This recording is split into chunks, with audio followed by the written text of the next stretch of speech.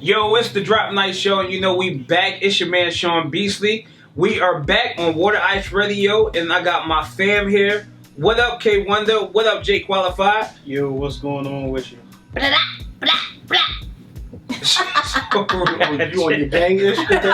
What up, son? You know what I mean? It's the Drop Night Show. What's really popping? Yo, for the past 2 days, I and J Qualified, we got some exclusive interviews coming up on Water Ice Radio. One being Sean Barron. He's the Vice President of Urban A&R for Atlantic Records. And we booked an interview of crazy artist from Philadelphia. His name is Tunji. Tunji. Oh, he's great. That's the guy that's like, send me your location. He is the producer of Send Me by Khalid. And he's nominated for 2 Grammys coming up this year in New York City. So wait. He don't sing it. He don't sing it. He's the one who produced it. He produced it and he arranged it. Oh, well, that's dope. Yeah. Also, he got some heat on his own. He's been dropping music for a little while. And, you know, I'm just excited for him. I hope he, scores so he can Grammy flex all over New York City. You know what I mean? Yo, but he was so humble. Like, we was talking to him, and when you're nominated for a Grammy, that's like a lifetime achievement that someone in this business wants to achieve. Correct. And we said, Jay asked him, he said, so are you going to do some Grammy flexing? He said, nah, I'm just humble.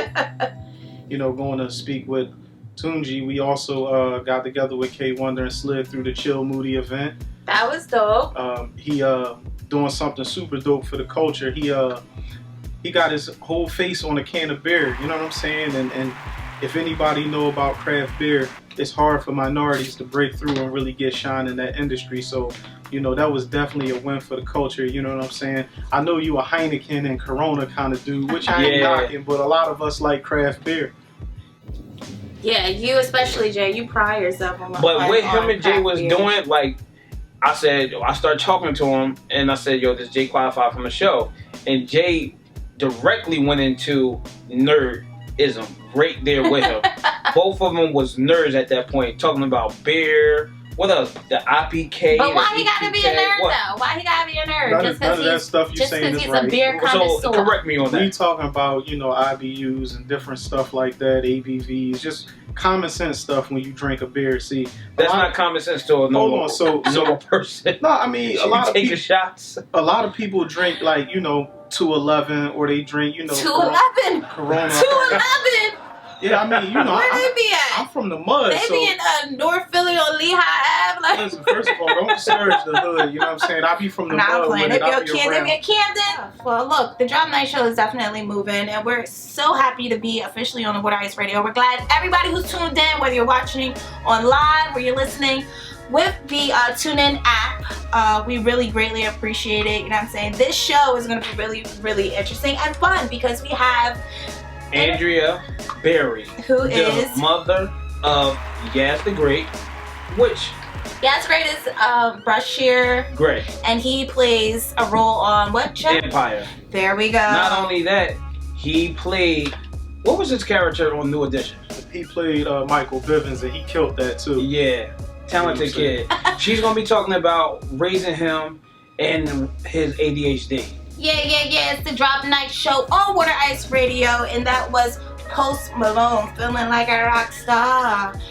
That joint go hard though, I'm not even gonna lie, you know what I mean? Yeah, but the public been scrutinizing him for a little bit from his comments. Yo, Post Malone love the culture, man, and he put out good records, man. Let that man live. What he said, he basically, I can't quote what he said, but it went on the lines of him disrespecting hip hop. How could he disrespect something that he's in? That don't even make sense. And that's why Rosenberg went on him like that.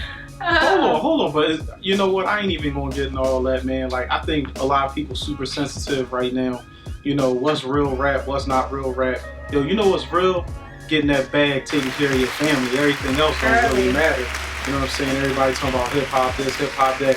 If you miss the old hip hop, then why don't you go to a Raekwon show and support them brothers? No, real talk, like support them brothers. Don't. I did. I went to the Raekwon show and it gave me life. But that joint It was gave me free life. though. But it was free though. But he So got what? paid by Heineken, He still got a fat check out of it. You know what I mean? The long and the short, but since we talk about Caucasian people, I want to talk about Your man. my man Trump. Yo, Jesus, listen, spare me with yo, the his presidency bullshit. real quick is like an episode of New York Undercover. Y'all remember that shit? Yo, his Yo, like, presidency is like they really watching the snitching on him. circus every day, all day. Listen, all his young boys that he had on the block trapping is turning informant on him. What did he think though? What did you think? Once the FBI put their paws on you, everybody just cracked like, ugh, like No, they just caved in. And, like and everybody know that Fed conviction rate is like It's 99%. 99.9%. They don't come after you unless they know they already got something on you. I'm gonna Trust me, tell I know. you, they so ill. I'm gonna tell you what's gonna I happen. know from experience. I'm gonna tell you what I would What have did the if I was fuck? Trump. If I was Trump, I would have been like, look, just eat the case, and I'm gonna pardon you. I got you, dog. He go look. They If he get the pardon in people, he's definitely gonna be impeached and thrown out. Cause it's like, okay, he already asked. Remember they said he already asked, can I pardon myself? Can I pardon, my And they team? told him no. And they said you can, but it's not gonna be a good look. You know what I mean? He could do whatever he wants. Yo, He's the highest. Yo, he position. he the same dude that said grab her by the cookie. You think he care about what's a good But I've look or not? He eat well done steaks with ketchup on them. You think he out here looking for a good look? No, he doing his thing. He building wealth for his family. And his people, his constituents. So you still respect him because he's... Oh, I never respected him, you know what I'm saying? And I don't respect the office of president either. Like, I really don't care about the whole situation. I just find it to be good TV, and it's a historical time we in watching This has been the most entertaining presidency of my lifetime. You know what I mean? Like, Yo, you know what's real entertaining? What? He about to raise everybody's taxes. About Listen, to. let me break this down. Break it down real quick. Y'all remember last year when I was telling y'all, like, yo, if you got a little piece of money, you should save it. Go ahead and grab some property. Everybody was like, Jay, you don't know what you're talking about. So moving forward, by the year 2019, I know it sounds far away, but it's not. If you make less than $75,000 a year, your taxes is going up to the tune of $7,500. If you make less than $10,000 a year, they pretty much gonna take all your darn money. So y'all better start getting y'all Cash App hustle on. Y'all better figure something out because they coming for y'all. And at y'all expense, they gave corporations a tax cut from 35% to 20%. So start a business. So Everyone should have their own LLC or some type of independence, so you can get that and operate off of the business license instead of your personal. Get an E&I number, get all that popping. You know what I'm saying? This is your man Sean Beasley, and we have our special guest in the building. But before that, we just got finished listening to Yo Gotti Juice. We got the juice. We got the juice. Andrea Berry, she got the juice. J-U-I-C-E, she got the juice. oh shit, he's spelling stuff. Oh my god, it's about to get lit. Yo, we got Miss Berry in the building. It's smelling all good. Thank looking you. all good. Thank you. So let's start this off. So tell us about Before Empire. This is a book that you just released and that you're promoting. Yes, Before Empire, Raising Brashear Yazz, the Greatest Gray, as a single mom. In the book, I also speak about the domestic violence I went through, and I wrote about it in my book, and I made it as graphic as I did because I wanted parents, male or female, wherever you're going through domestic violence, I wrote about it because I wanted moms and dads to know that you don't have to be in a relationship and stay in it if you're being abused. That's just something that I'm strong and I feel very strongly about because I was a young single mom and I did feel like a failure because I already had one child out of wedlock, and here I was having a second child because I was carrying Brashear when his father beat me, and actually my front tooth is fake because he knocked it out. So it's real graphic in the book. If you get the book Before Empire, you'll read about all of that. And then I also talk about me as a woman in the industry, as a manager, keeping my morals and integrity. And also, I know there's a lot of things going on with the sexual harassment and stuff, but I talk about that in my book as well. And then again, I also talk about Brashear's ADHD and how I educate myself and and trying to teach other people how to treat him and help them to understand that he wasn't just a bad child. There were some challenges there, and he was diagnosed by law, with ADHD. He wasn't just showing off or being spoiled. There were things he needed help with. Right. So I write about it because I want parents to be better advocates for their children. So what we want to do, we want to touch on a couple topics that you have written in that book: domestic violence, the ADHD, and being a female in this industry. Mm-hmm. So we're going to start with being a female in this industry. What have you noticed being a female in this industry? What's some of the bad things that you've seen, and some of the bad things that had came across your way? Well, so I've seen a lot of things. For one, I wasn't respected at first because, for one, I was Brashear's mother, and I was a woman and a manager. So because I was his mom, people, because I was speaking for him, I was his manager, they would automatically assume that I would just, love whatever he did. And which people didn't know my background, that I managed a group called Chemo, which they grew up under the roots of Black Lily. They had songs with music, and Erykah Badu did little, snippets on their tracks. And I was just really in the background, so people really don't know my managerial skills.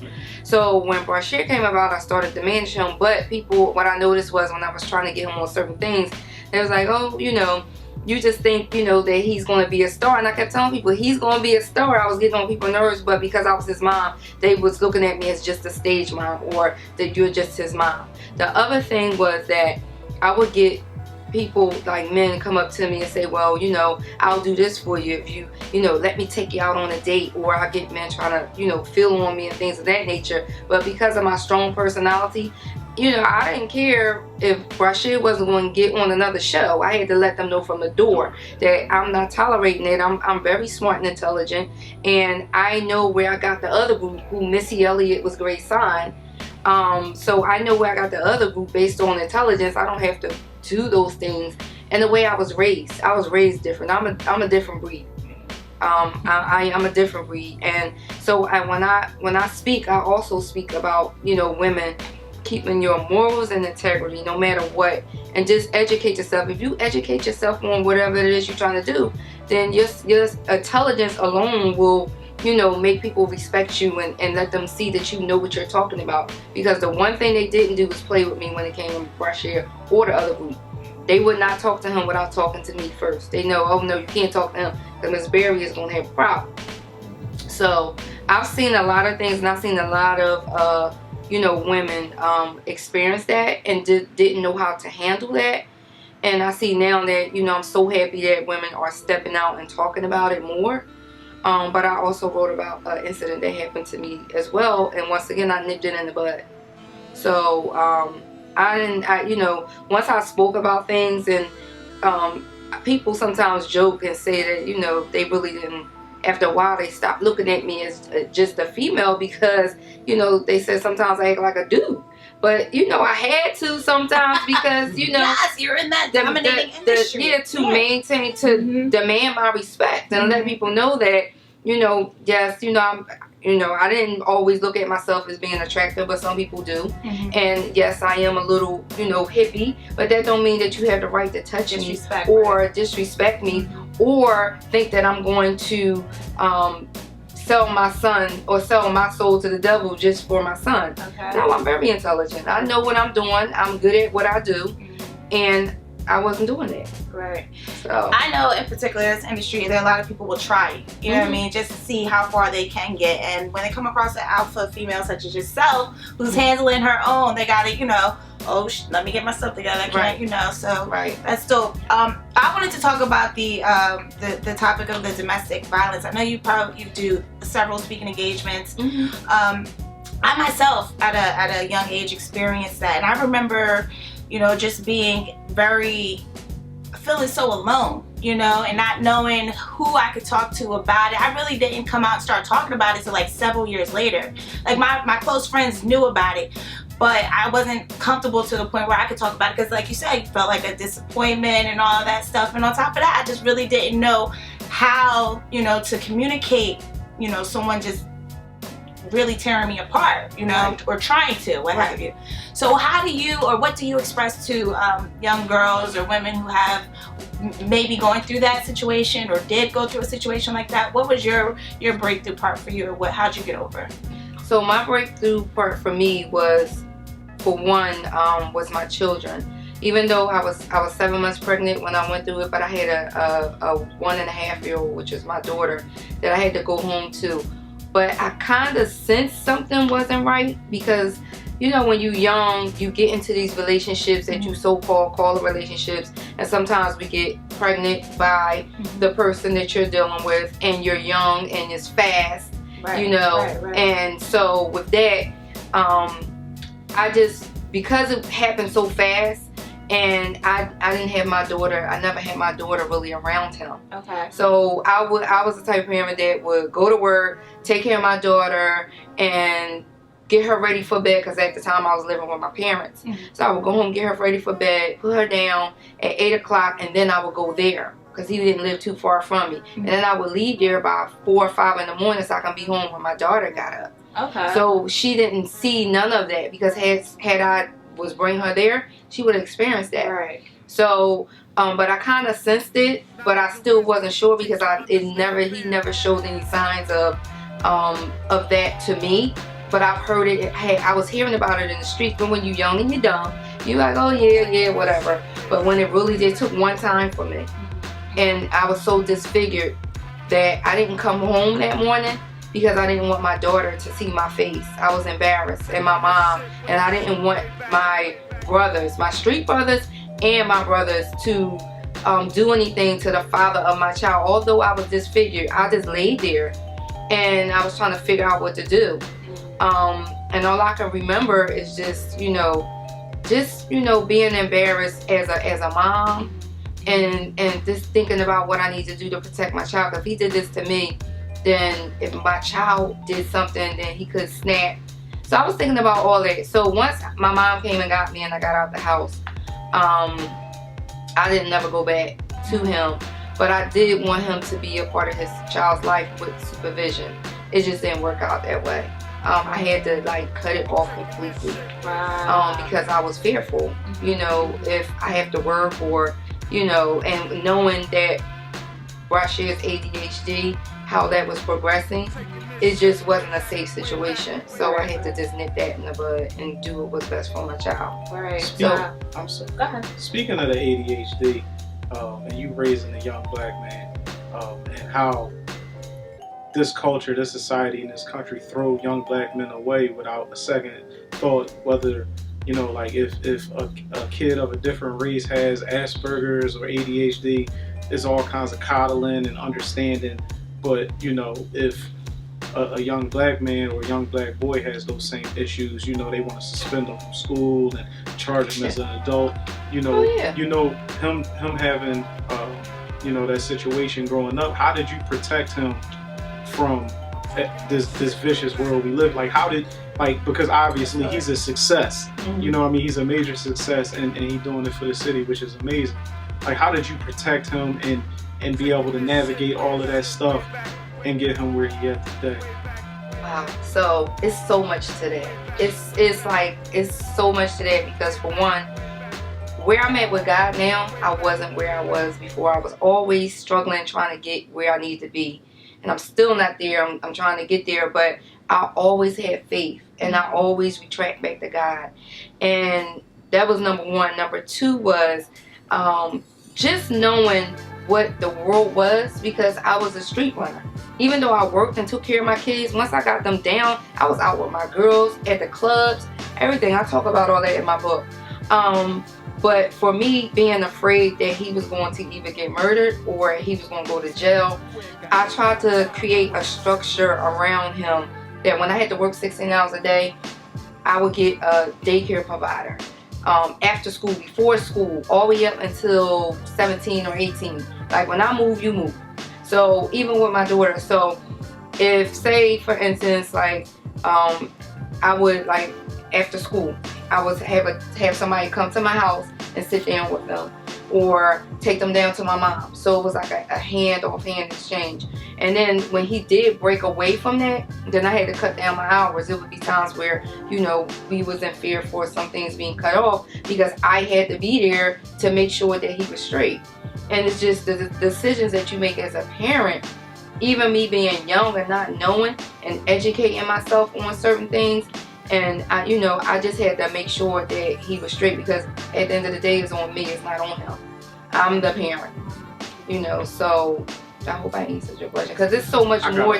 It's so much more to that, because kids break out of your support system. Yes. That's how he got. That's how he got into the rapping, because he was playing football. He got hurt, broke his arm in 2 places. I was there, and he had to get major surgery, and it was like a 6-month transitioning for his recovery. And so a child with ADHD ain't gonna sit around. Right. So he had to stay home for a lot, like 3 months of that. And so that's how he started rapping. He was around the house. He ain't had nothing to do. But he was I'm not gonna say gangster rapper. He was explicit. it was, because I don't want to say that, but he was just cussing and everything, because he was young, trying to see what he wanted to do. So I wasn't paying him no mind. You ain't getting nowhere near none of my connects. Not with that type, So, so what I did was, I said, okay, he wanted me to rap, but let me just watch for a little bit. Let me see what he's gonna do. So while I'm at work, this boy is sneaking down to the studio. Now he's supposed to be at home. At this time, it's him and his sister, because she's older. She's 2 years older. He's supposed to be home, but he's sneaking to the studio.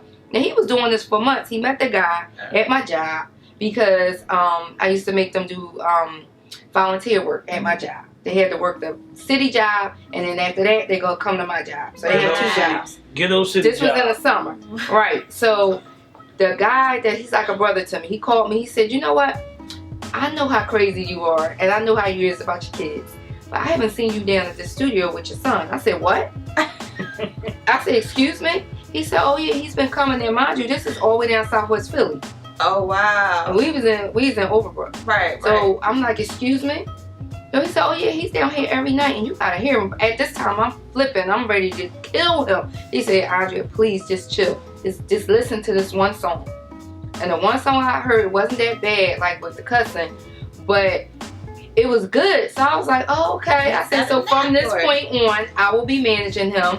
He was like, "What? I did all this work?" I said, "You can be the producer. We're gonna talk about something."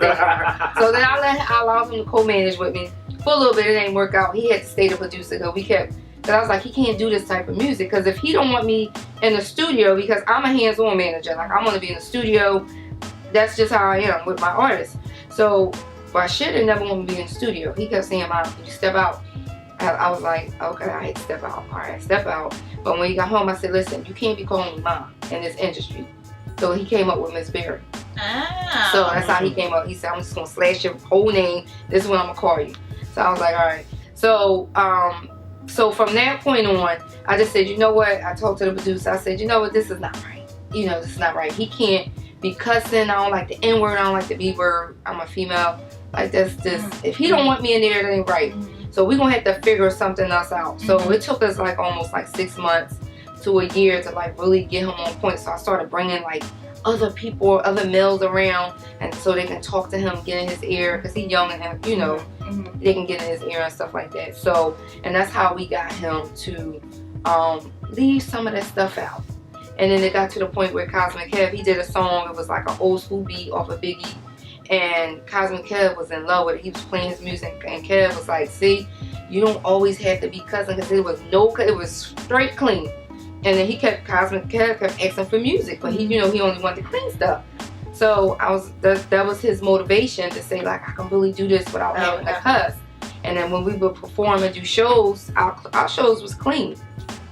And people was paying him to do Sweet 16s, and that gave him more motivation. But I had to keep putting positive influences around him to show him that you don't have to cuss. Not even when he was like doing the ciphers, right, all the time. They would be looking at him like, what he about to do? Right. And until he starts spitting, and half the time he ain't had no cuss words in there. Wow. So it's all about structure and putting good people around, around the artist. So Yeah. That's dope. I mean, yeah. A lot of the times I think about it like having, family members deal with those same, kind of situations. And like, I was a big person like, yo, he not taking this medicine. Like, okay. I don't believe in the medicine.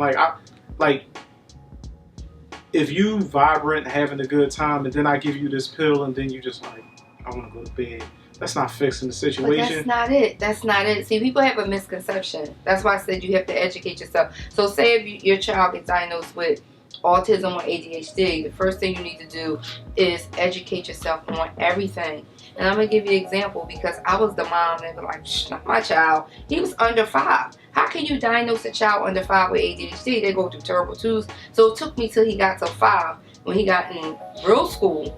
And the teachers was like, listen, I have 28 kids, 33 kids in the classroom, but see, I don't like that. When they tell me like, I used to be livid when I heard them say that. Listen, you signed up for this, right? Right. So, but that's not the right thing to say. Mm-hmm. So what I had to do was I had to look into what the actual, because the counselor that I had to send him to, the therapist, was telling me that this is what he had. Now there's a full diagnosed by law. So something must be going on. And then what they're saying, I see it at home.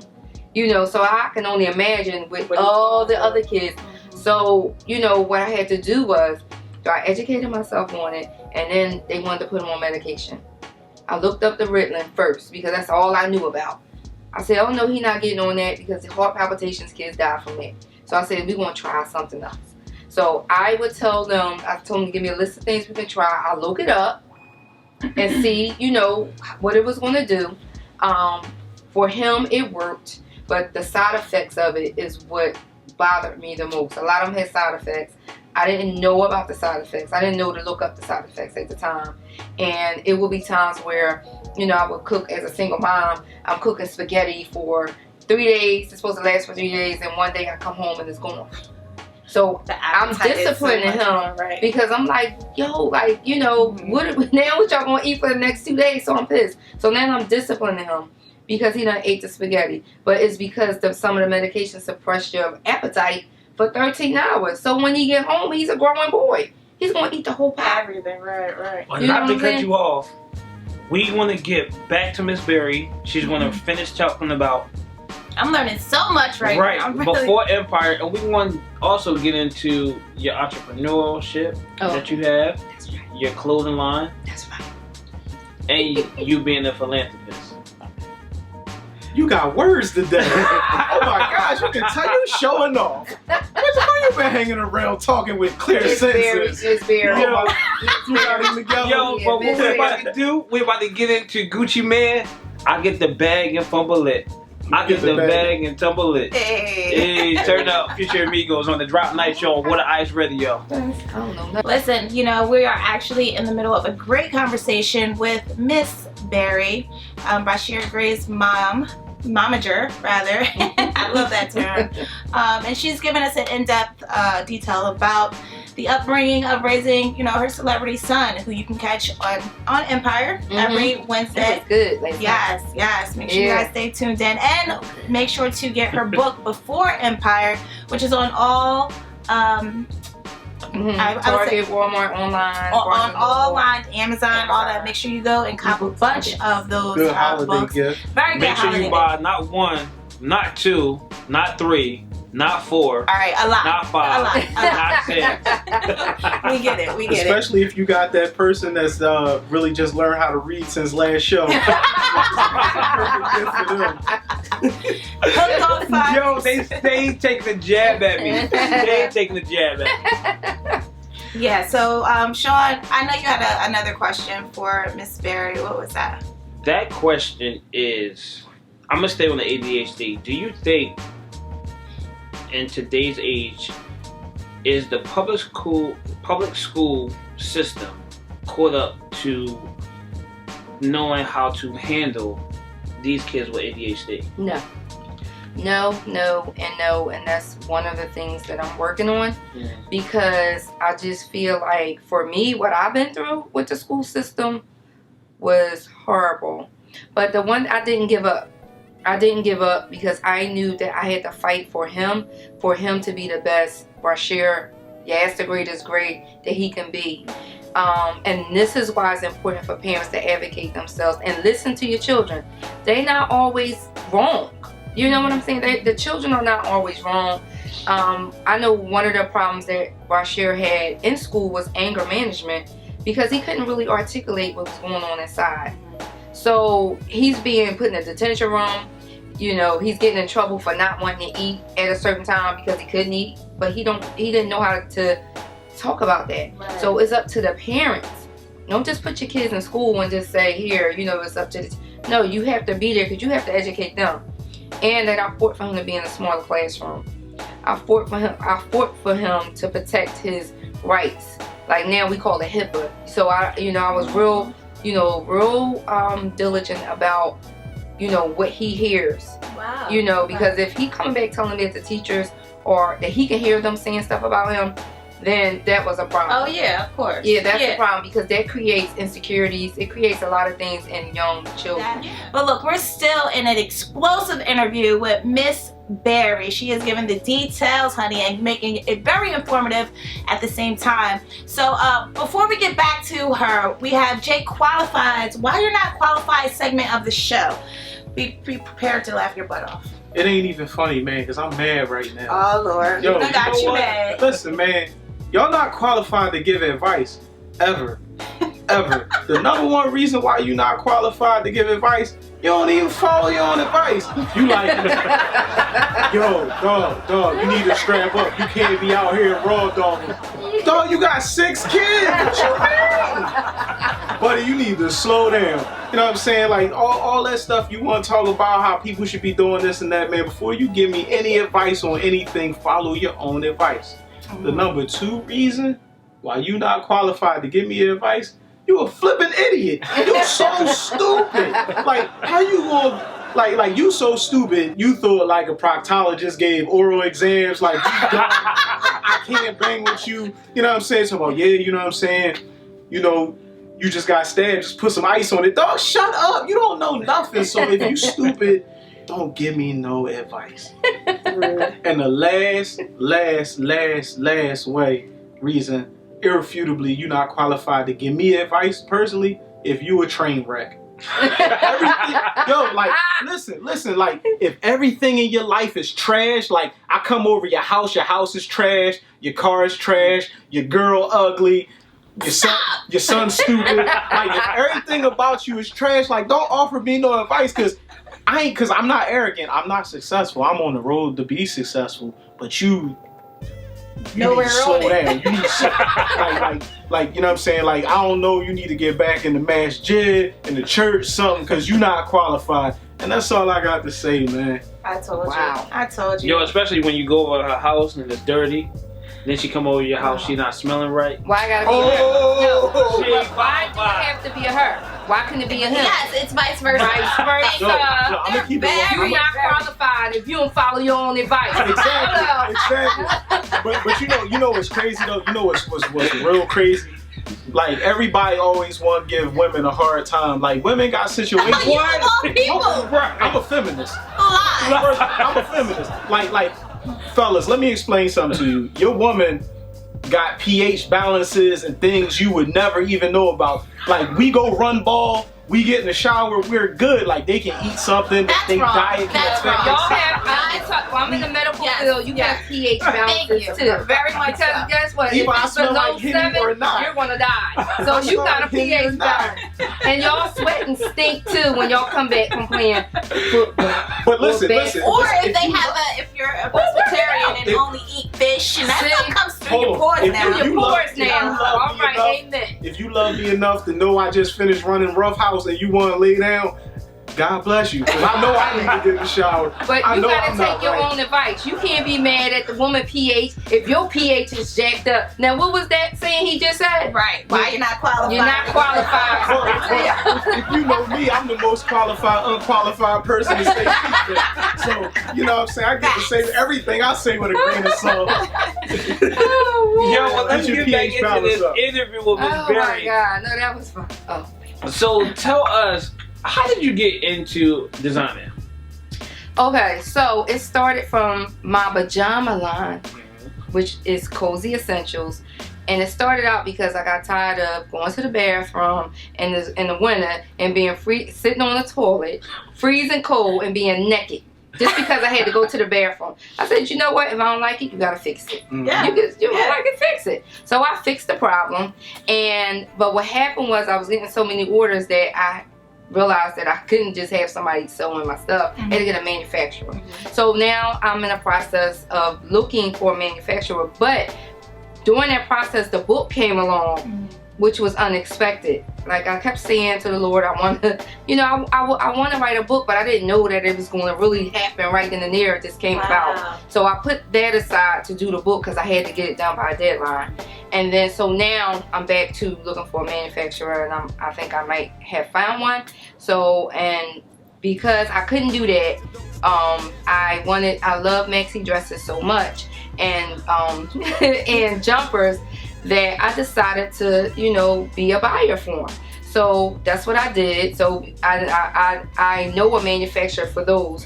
So I do that, and then I have an online boutique called Cozy Essentials, cozyessentials.bigcartel.com. You can find everything there, and then I'm gonna add the pajama wear on top of it. Yeah. Okay. Let's make sure you don't wear sundresses. Huh? You don't wear sundresses. Who, me? Yes, I do. It's called I've never seen her with a dress on. It's called maxi dresses. You ain't seen a lot of stuff where I did, okay, honey? Okay. Somebody pass some pretzels or something. I'm that right there. I'm gonna take a snack break. Real talk. Yeah. So how is that going for you? Because I did check them out. They are some nice dresses. They're going good. They're going good. This is a new project for me, with all the other things, because I still do work a full-time job.